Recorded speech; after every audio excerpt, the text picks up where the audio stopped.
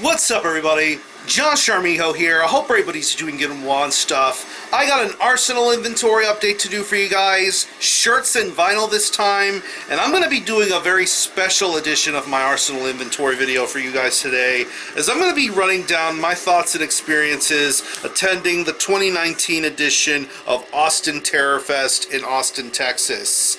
I was able to attend 2 out of the 3 days this fest was going on, but in the 2 days I was able to be a part of this show, I had quite an entertaining and fulfilling experience attending this fest. But first off, what we're listening to in the background, Full of Hell, Weeping Choir. This isn't going to be the last time you see me talk about this album, so hang tight for a second. Alright. Little backstory as to how I was able to be a part of this festival. I was contacted by a very good friend of mine who also happened to be one of the fest organizers. Her name is Kara. She's a really, really awesome lady. Known her for many, many years. Watched her make very big moves in making great things happen in Texas when it comes to metal shows and all that other hot stuff. She entertained the offer of me attending Austin Terror Fest by ways of a media pass, a media badge, pretty much for all of the people who write for metal blogs, photographers, pretty much big credentials, and it really blew my mind that I was even being offered something of this nature.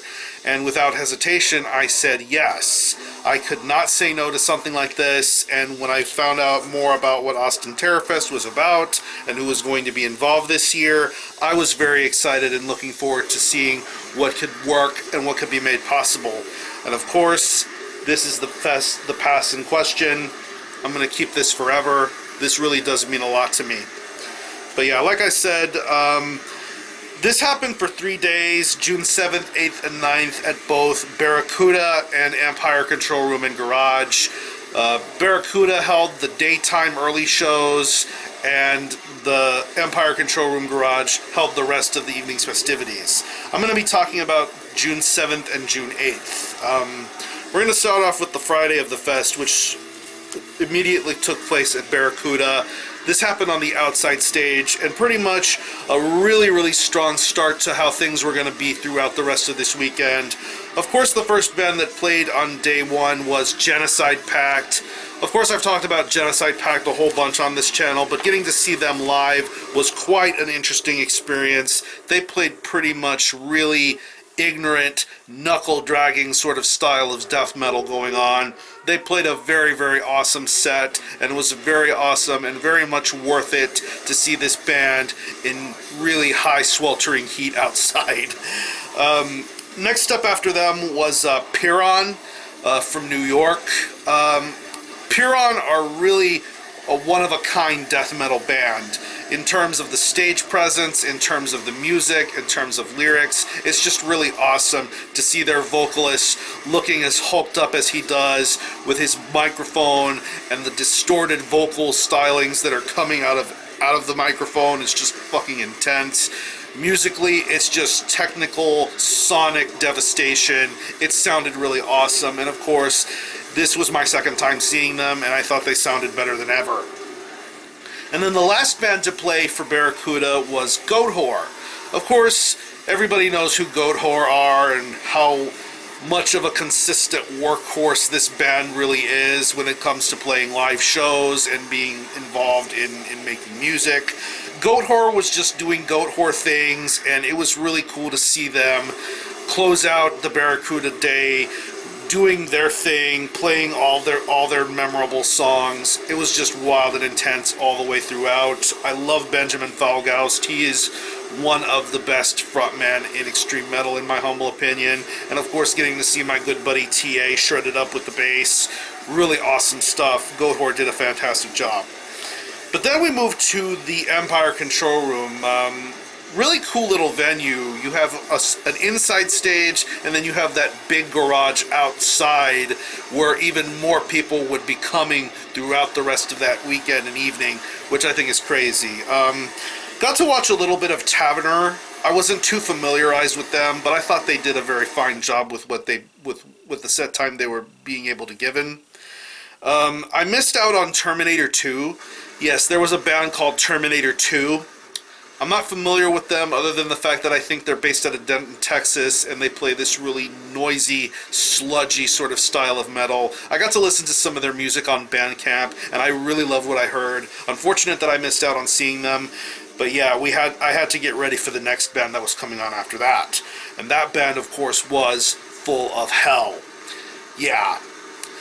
As the many times I've seen Full of Hell in the past, their set was nothing short of breathtaking. They played a whole bunch of stuff, a whole bunch of notable bangers throughout their discography. They played a whole bunch of stuff off of their new album. Of course, getting to see songs like Silmaril and Armory of Obsidian Glass. It was crazy that they played that song live, and it sounded really, really badass. My one little takeaway from their set was the fact that I wish that there really wasn't a barrier in the way of things, because if you've ever seen Full of Hell live shows, you have to let Dylan get in his moment and be interactive and confrontational and not have anything stand in the way of a performance.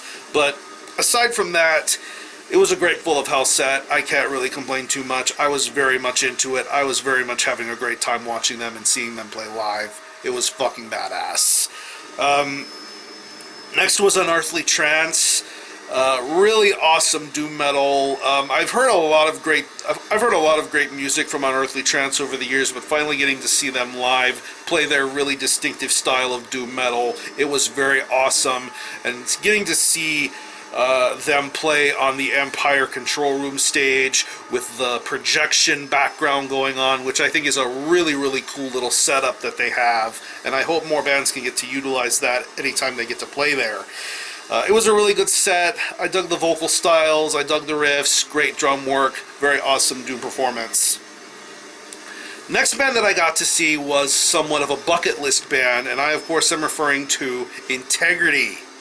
Integrity are, in my opinion, one of the godfathers of both metal and hardcore, and getting to see them play live was very, very awesome. It was a very intense crowd all the way throughout. They had a very strong list of songs to play. Unfortunately, I believe I missed out on seeing them do Rocky Erickson covers. I heard that they played some Rocky Erickson stuff, because he passed away recently, which is unfortunate, but he's a very iconic person when it comes to occult rock and roll in Texas. But it was cool that Integrity got to pay tribute to him by doing songs in his memory. But yeah, of course, Integrity were sick. I got to meet Dwight Hellion afterwards. He was a very, very humble and nice guy. Really appreciated getting to see him and hang with him. After that, I got to watch a little bit of Primitive Man. Of course, I love Primitive Man. They are one of the best Colorado metal bands to ever exist. Absolutely evil, twisted, doomy, noisy stuff.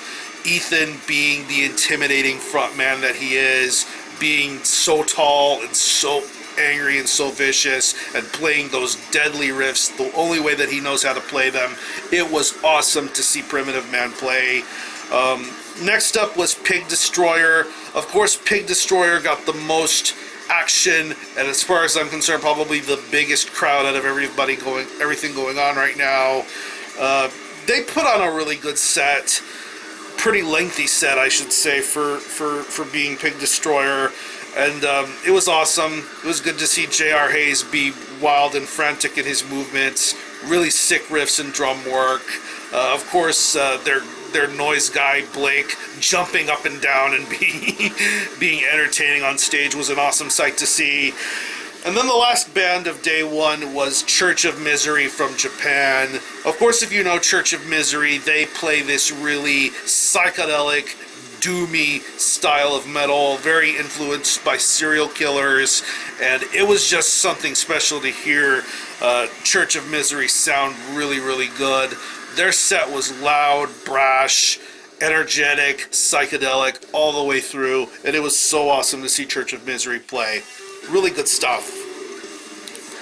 Next up, we moved to day two, which was the last day I was able to spend in Austin for the weekend. Yeah, starting off with Barracuda, You notice that the theme for this day was going to be a little bit more eclectic and diverse, more non-metal and metal acts getting spread around thick and thin, but yeah. Starting off with the outside stage at Barracuda, we had Deep Cross.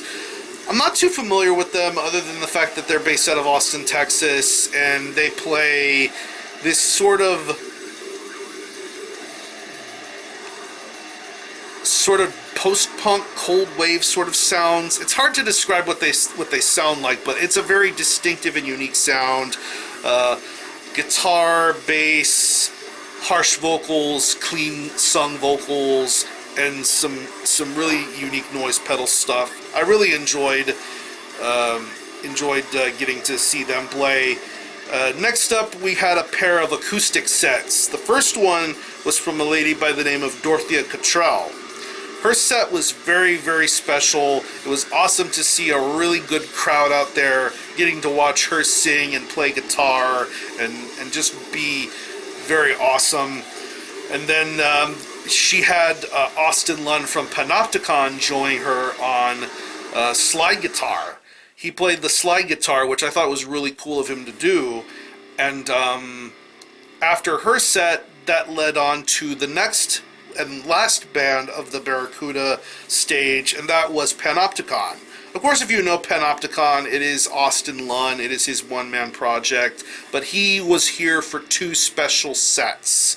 For that day, he did a very special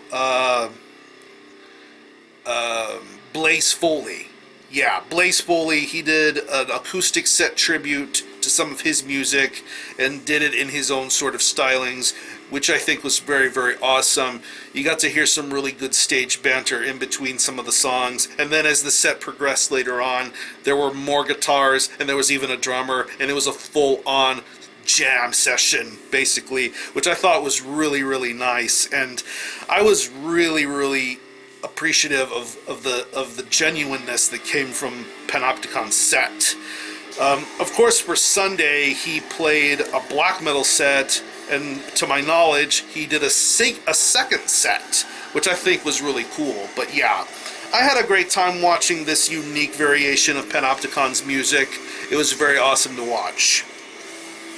Moving on to the Empire Control Room garage sets. Now, the first band was one of my most anticipated bands of the weekend, and I, of course, am talking about CROWHURST. Of course, if you know CROWHURST, it is primarily the project of Jay Gambit. It was a very crazy, prolific noise, power electronics project, but ever since then, it has morphed into a very garish, loud, and destructive metal band now. Of course, they were putting out a new album in 2019 called 3 through Prophecy Productions, and of course this set showcased a lot of the newer material from that record. Of course, CROWHURST as a full band is a very awesome sight to see.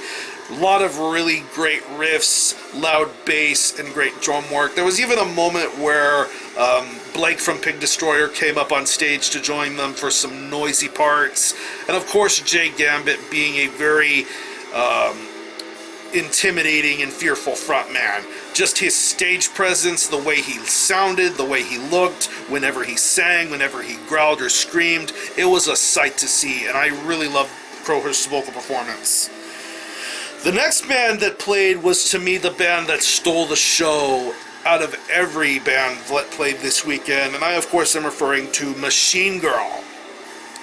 I don't know too much about Machine Girl other than the fact that they're based out of New York, and they play this very glitchy, breakcore style of music. I mean, it almost felt as if I was getting Atari Teenage Riot vibes in this vocalist's style and presence. I mean, just standing on top of pillars on the stage, jumping into the crowd, singing along while people were pitting, going around the corner, jumping on the guardrail, trying to sing along, and then jumping right back into the stage, jumping into the crowd, then back on the stage, back to climbing on the barriers, back to getting into the crowd. I've never seen something that crazy before, and this really won me over big time.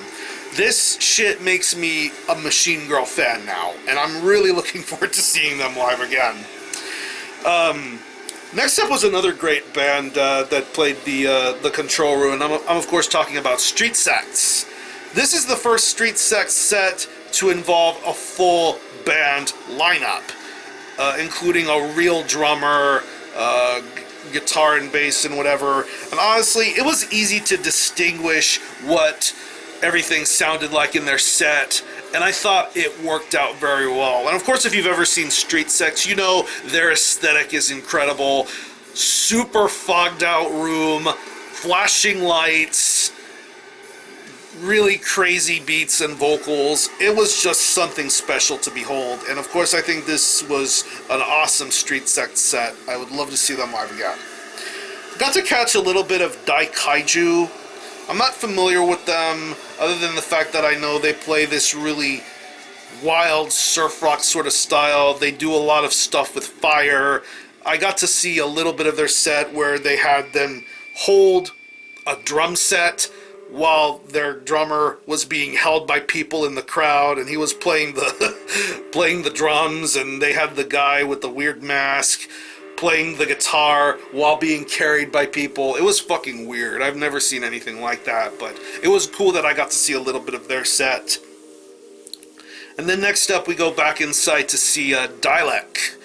Really accomplished hip-hop artist, and probably, I think he was the only hip-hop artist to play this weekend, which I think is really cool. And he's very much a distinctive hip-hop artist in terms of his flow, his lyrical content, in terms of the beats. It's very different. I mean, he put out a record on Profound Lore Records, which just goes to show you how special and unique Dialek really is. But it was cool to watch him play, do his thing, be involved with the crowd, and just put on a really awesome set. Then after that, I go back outside to watch TRST, or as I'm told is how it's pronounced, Trust. Canadian electro, dark wave, cold wave sort of stuff. It was very entertaining to watch him play. I'd heard a lot of great things about Trust over the years, but to finally get to see this band play live and be energetic and enjoy everything, it was just a very special sight to see. I really enjoyed Trust's set a lot. And then I go back inside to watch one of my most anticipated bands for the weekend, Indian from Chicago. They were on hiatus for a long time, but then they started to come back and play live shows. I heard they tore the floor up with Maryland Death Fest, but here Indian were sick. It took a while for them to get ready, but once they were ready, they destroyed and demolished the place. Really loud, stretched vocals, heavy riffs, noise parts, loud drumming. It was just a very chaotic Indian set, and it was really cool to see them play and do their thing very well. And the last band that I got to see on day 2 was, of course, Lightning Bolt. Now, if you know Lightning Bolt, they are a noise rock duo based out of Rhode Island. Very iconic and legendary band. And of course, it was just, I believe it was just 2 people, a bassist and a drummer.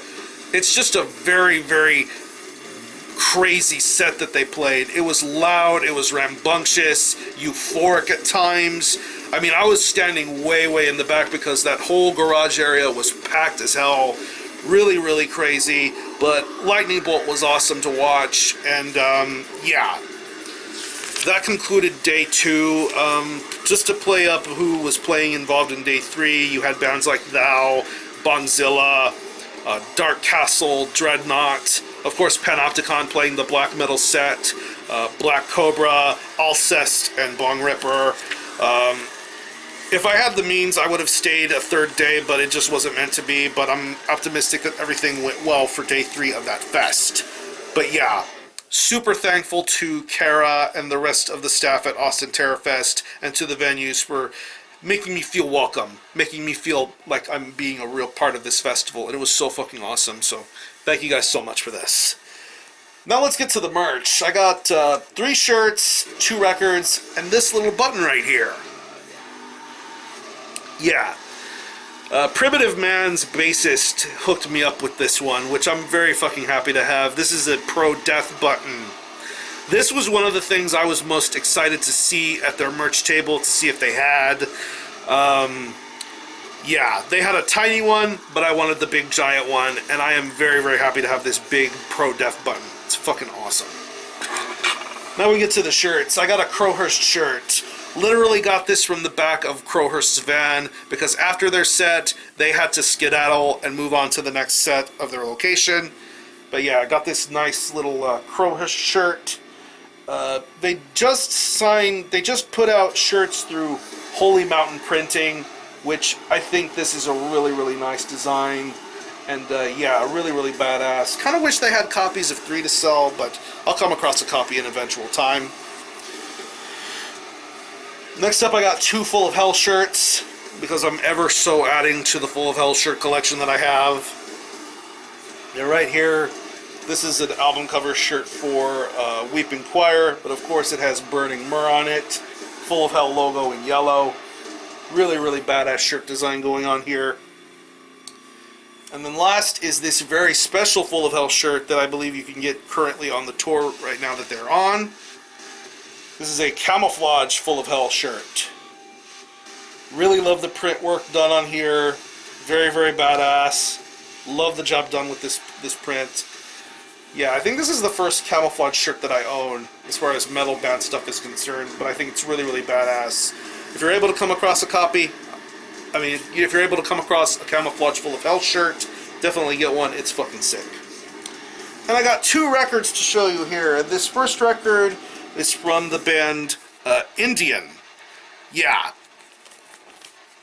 Yeah, this is Indian with For All Purity. From All Purity, excuse me. Yeah. This is their 3rd full-length that came out on 2014 through Relapse Records. And, yeah. I believe that they had come across a handful of copies, because I believe this album has long been since sold out. But, yeah. This album was really, really awesome. I think I reviewed it back then in 2014 when this came out, but I'm finally happy to have a copy of this record on its own. It's very, very killer sludge doom out of Illinois. The Impetus Bleeds, Rhetoric of No, Clarify. Just some really, really methodical, crazy, intense sludge doom metal, and definitely some of their best material yet. I hope they continue to... I know they're on the midst of playing live shows again, but hopefully the spark is there to make more new music. But anyway, here's the front cover. Back cover. Really crazy artwork going on here. Printed sheet here with some more additional artwork. Credits and band member information. And I don't know the limitation of this particular record, but it was very cool that they had this particular variant in stock. Swamp green vinyl. Yeah, a little dark to see. Probably have to hold it up to a light to fully get the gist of dark swamp green vinyl. But yeah, very, very badass job done here. And the last thing I'm going to show you is pretty much one of the biggest things for me of this record. And like I said, this is not going to be the last time you see me talk about this particular album, especially when it comes to vinyl formats. But yeah. This is Full of Hell with Weeping Choir. This is their new album that came out in 2019 through Relapse Records. Yeah, I'm not going to say too much than what I've already said about it in the past, but this album is continuously growing on me and getting better, much better and better with time. Listening to songs like Burning Myrrh, Thundering Hammers, Armory of Obsidian Glass, Silmaril, Igramul the Many. Absolutely amazing album all the way through and through, and it just gets better and better for me. But yeah, here's the front cover. As you can see, this is signed by the entire band. This is copy number 4 for me. Just to throw this out there, this is the 4th copy of Weeping Choir that I own. I will show the rest of the collection in a future video. But yeah, this is the special version that I wanted signed by the band. Back cover here with some more wild and crazy artwork going on here. Track listings, Relapse. I'm going to show you the inside of the jacket real quick. Comes with this fold-out lyric sheet with some more photography, really beautiful stuff. There you have lyrics, more badass artwork and credits. Comes with a download code, but if you want the download code, buy a copy of the record yourself, please. And this is the band exclusive tour variant, limited to 500 copies, and it is on this very nice milky clear vinyl with white and gold splatter, 45 RPM, top quality presentation right here. Very, very awesome stuff. Like I said, this is not the only copy of Weeping Choir that I own. I will show you the rest in a future collection video. But yeah, I am super, super happy to own this particular copy of Weeping Choir. Thank you to the guys in Full of Hell for signing this for me. Really, really awesome. Worth the bumps and bruises on the jacket. But fucking happy to have this. So yeah. This concludes my video in regards to talking about Austin Terror Fest. If you happen to be attending Austin Terror Fest this past weekend, let me know what you thought about it, how everything was, any favorite bands you had during the day. Again, thank you to Kara and the entire staff at Austin Terror Fest for helping make this possible. Yeah, the next big fest video I'm going to be doing, of course, is for Destroying Texas Fest in a couple of more weeks. I will have more info and information in regards to that stuff. So yeah, I'm going to leave you some links to some of the bands I talked to you about here in this video. Yeah, thanks a lot for watching. Thanks for checking out my channel. Until next time, Army Hell out.